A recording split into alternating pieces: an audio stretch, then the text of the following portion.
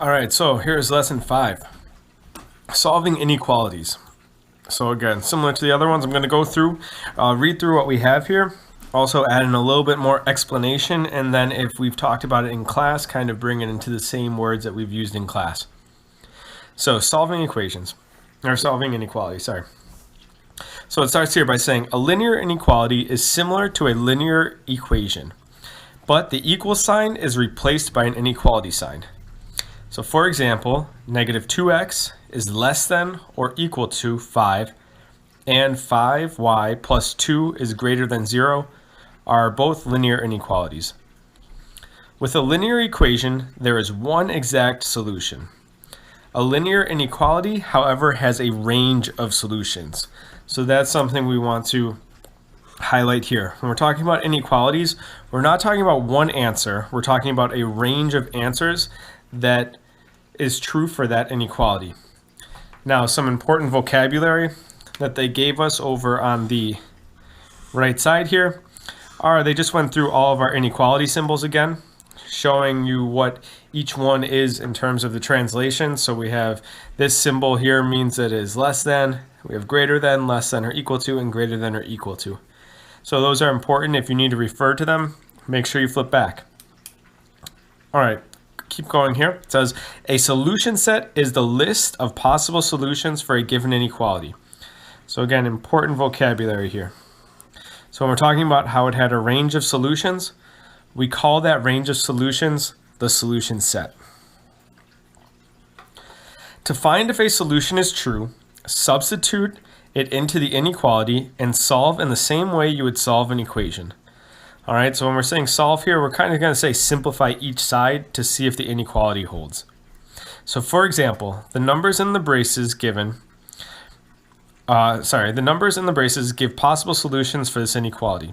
So they're saying that negative 2 is a possible solution, 3, 5, and 7 are all possible solutions for this inequality here, which reads that 4x is plus 2 is greater than 14. So one way to do this is to substitute each number for x in the inequality and solve. So in instance here, they took negative 2, substituted it in for x, right? So we have 4 times negative 2, then plus 2. So that is negative 8 plus 2, which is negative 6. Then they put it down here. Negative 6 is not greater than 14, so it's false. The next one they did was taking 3. So they substituted in 3 for 4. So they found that 4 times 3 was 12.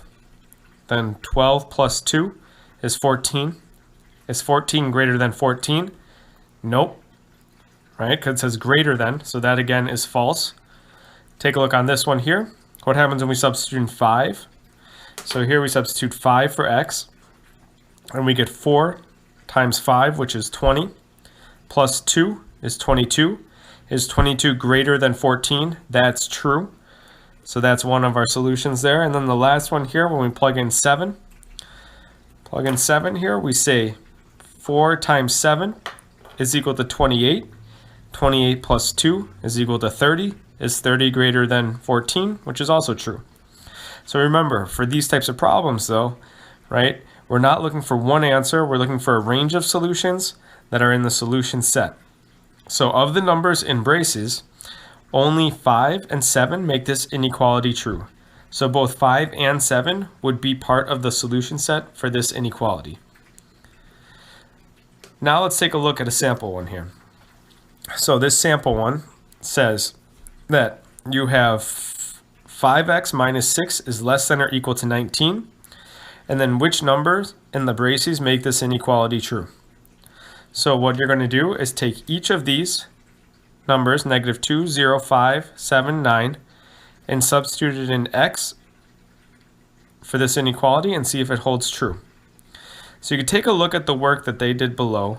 I'll do one of them by hand, and then I want to show you how to go about it using the calculator. So we have 5x minus 6 is less than or equal to 19. So I'm going to take our first one, right, which is x is equal to negative 2, and substitute it into this inequality. So we'll have 5, then multiplied by negative 2, minus 6 is less than or equal to 19. Now continuing to simplify the left side of the inequality here. So 5 times negative 2 is negative 10, minus 6 is less than or equal to 19. And then negative 10 minus 6 is negative 16, which is less than or equal to 19. And since this is true, negative 6 is definitely less than or equal to positive 19, then negative 2 is part of our solution set. And you could take a look here and see that they found that to be true as well when they substituted in. Now, you should have access to your calculators here.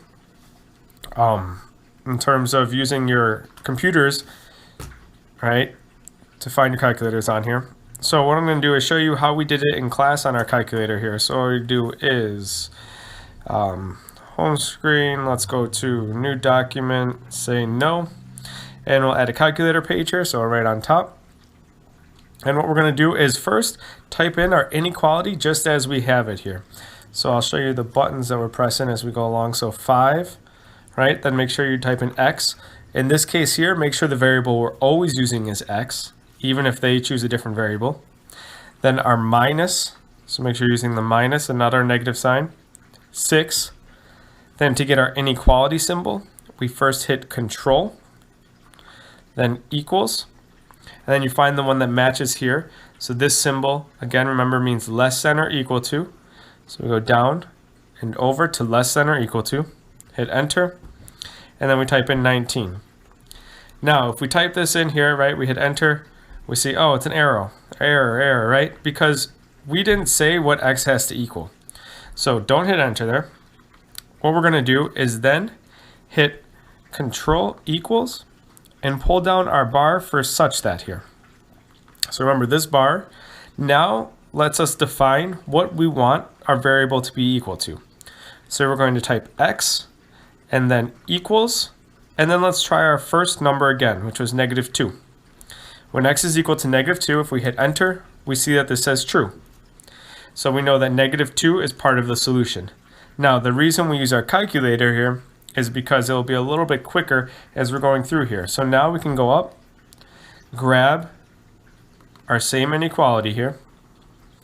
So if you can see here, and instead of negative 2, we want to try the next possible solution, which was 0. So we'll delete negative 2 and write 0, hit enter. We see that it is also true. So now we know for negative 2 it's true, for 0 it's true, and we can keep going. Up, pull, delete, type in our next number, 5, enter, true. Do the same for 7, delete, 7 is false. And then we'll do the same for 9. And see that that is also false. So which numbers make this inequality true? We would say numbers are negative 2, 0, and 5.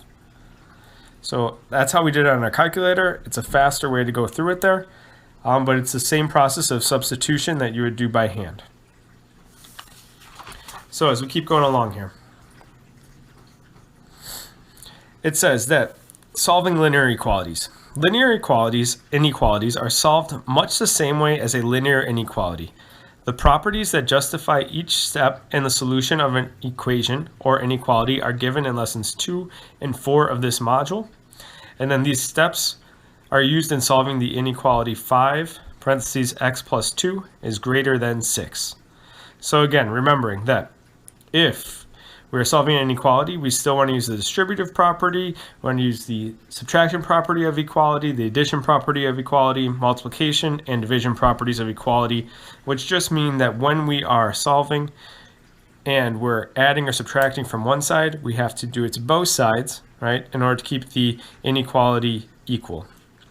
So this example that they gave us here, 5, parentheses x plus 2 is greater than 6. They went through by solving first the distributive property. So 5 multiplied by x is 5x. 5 times 2 is 10. Then here, they subtracted 10 from both sides. Subtract 10. 10 minus 10 is 0, so they just have 5x. 6 minus 10 is negative 4. And they divided by 5 and divide by 5. So x is greater than negative 4/5. So the same process we used to solve an equation, we used to solve an inequality. So here it says, what is the solution to the inequality? 3x minus 9 is greater than or equal to 6. So again, we're going to go about the same way that we would solve this if it was an equation. So we write 3x minus 9 is greater than or equal to 6. We want to get x by itself. So what we're going to do is first add 9 to both sides of our inequality.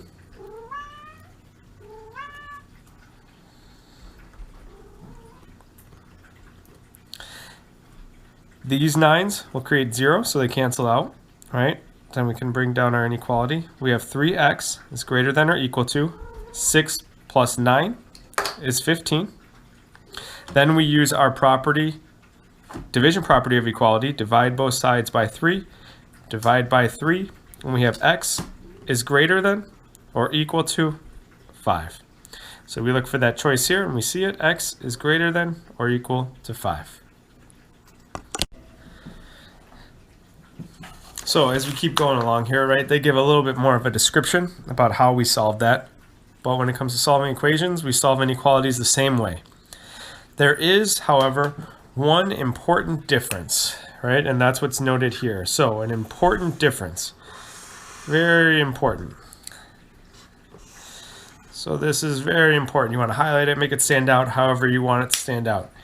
When multiplying or dividing, so only multiplying or dividing by a negative number, the direction of the inequality must be changed. So the direction must be changed. So let's take a look at our next example here. Get another piece of paper going.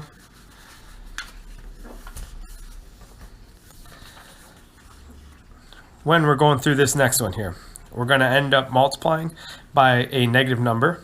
So we're going to have to change the inequality. So we start with negative y divided by 5 plus 6 is greater than 2. What we're going to do here is first, we want to get this negative y over 5 by itself, so we'll subtract 6 from both sides. Remember, both sides mean both sides of our inequality sign.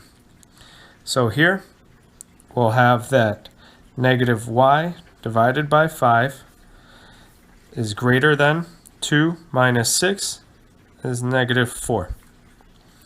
Now here, we want to get rid of this 5 here. So we're going to multiply both sides by 5. But if we multiply only by 5 here, we're going to leave this negative 1. So if we multiply by negative 5, that will actually create a positive y here. So we multiply this side by negative 5. Negative times negative is positive. Then we have 5 divided by 5, which is 1. So we'll have y multiply our right side by negative 5. Negative 4 times negative 5 is positive 20. And because we multiplied by a negative, we must flip our inequality sign, and we'll find that y is less than 20. If we take a look up here, choice B, y is less than 20. So if you go through and read their explanation there, very similar to what we did there, and it's choice B. All right, taking a look at sample question 4. So sample question 4, it's still the same exact type of problem, right? We're still going to solve it just like an equation. We just have a little bit more work here because we have a couple set of parentheses that we have to remove first. So I'm going to start by writing it down.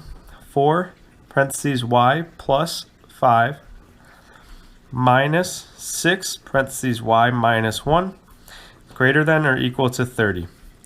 So we know that whatever we do to our left side, we're going to have to do to the right side.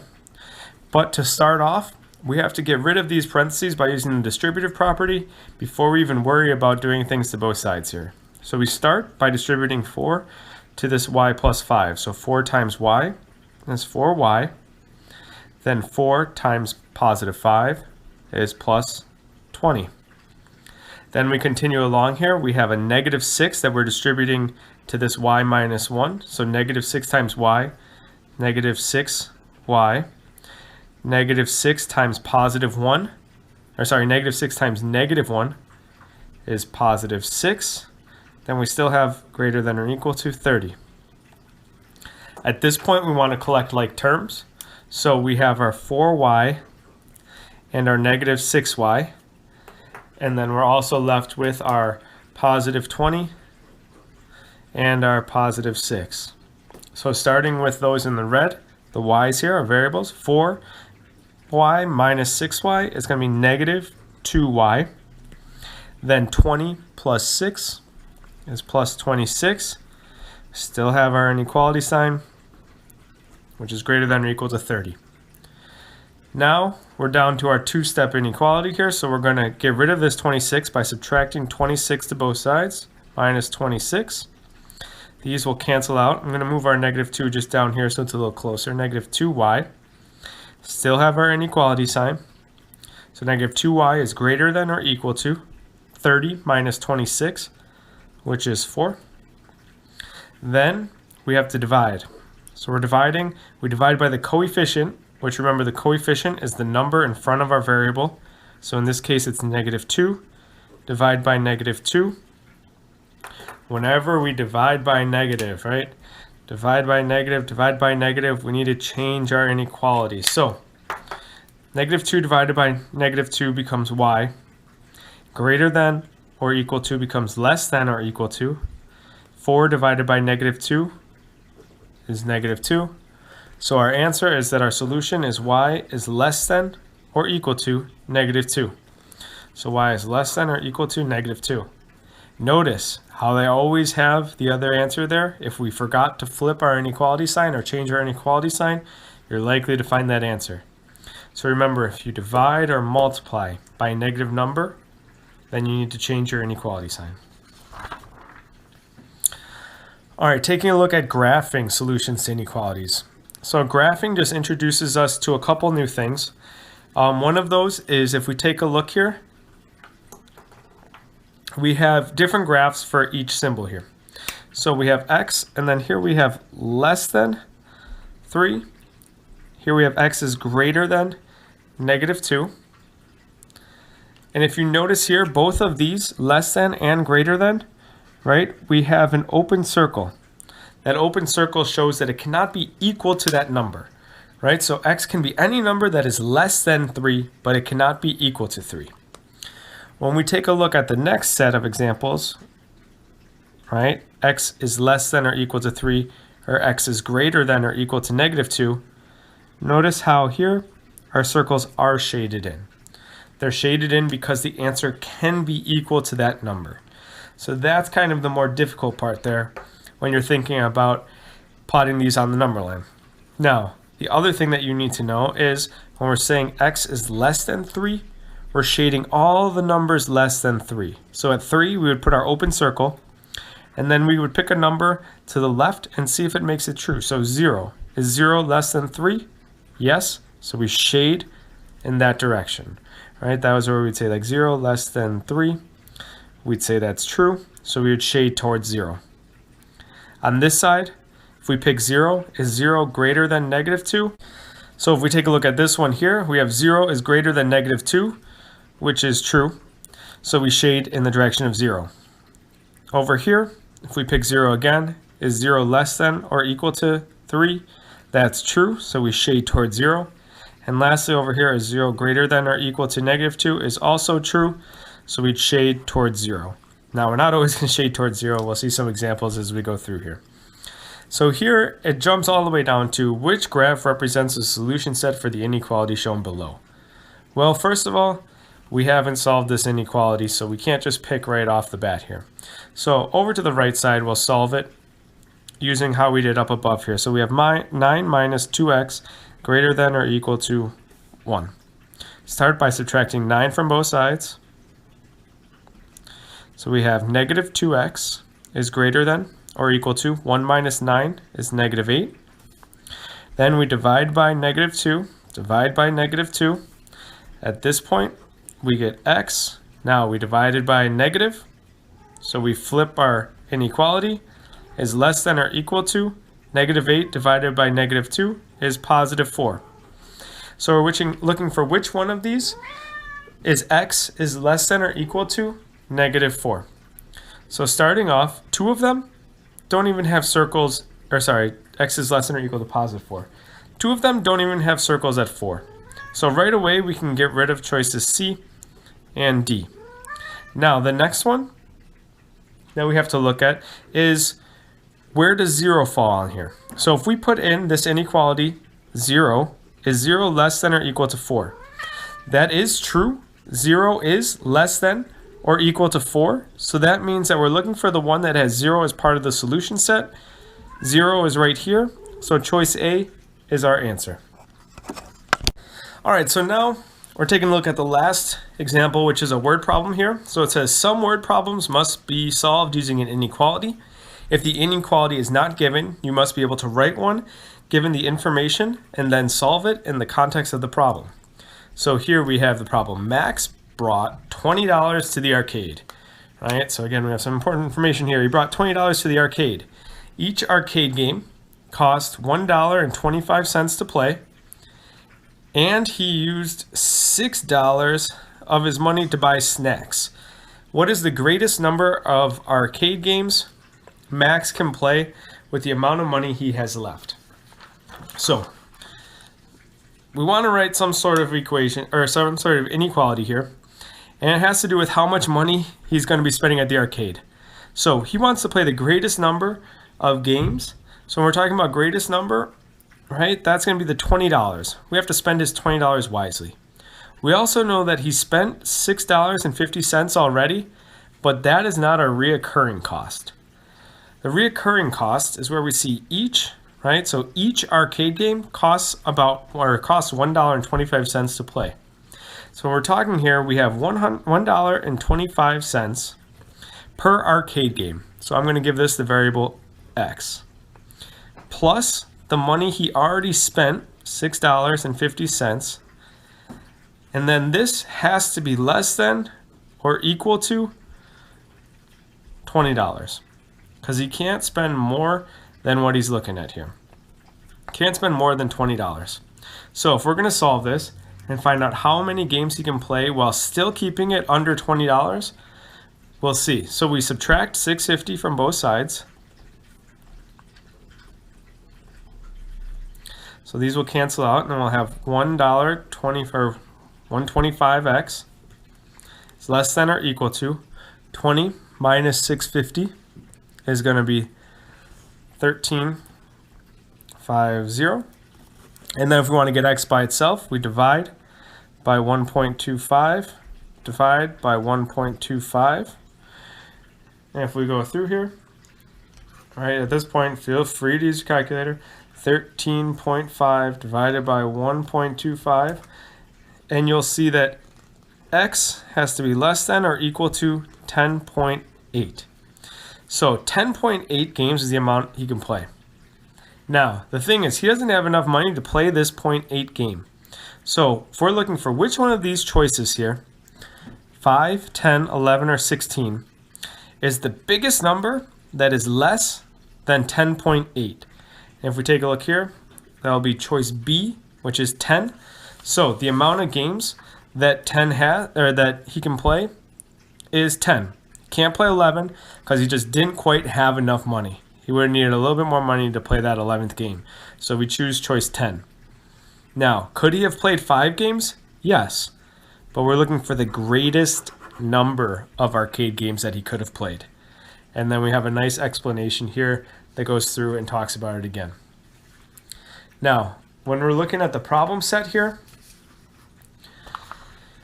taking a look at problem 1. Problem 1 is just going through and solving this equation or this inequality here. Remembering that if we want to get y by itself here, we can multiply by the reciprocal. The reciprocal of 2/3. The reciprocal of 2/3 is going to be 3/2. So when you get to that point, if you multiply by 3/2, you should be able to get y by itself. Graphing the inequality below, make sure again you solve for the inequality appropriately. I see a negative sign in front of this 1/2 that's attached to our x, so be careful about flipping our sign there. When we get down to this problem here, it's about using the distributive property appropriately. Make sure here that you're distributing this -4 to each term there. All right, so -4 times 3x, -4 times -2, and making sure that your signs are all staying correct. Going through here, question 1 just has to do with looking at the properties again. Remember which inequality properties work out, which ones would keep this true. All right, so you're choosing which one or which of the following keeps that true. Here, writing an inequality for how much the office manager can spend on each desk. So that would be total amount of money they could spend, right? If they have a budget of $1,600, it means that their total amount of money they can spend has to be less than or equal to that $1,600. Same thing looking here. If you're looking at the maximum number of crates, right, it can't be more than 10,000 pounds, so it's got to be less than or equal to again.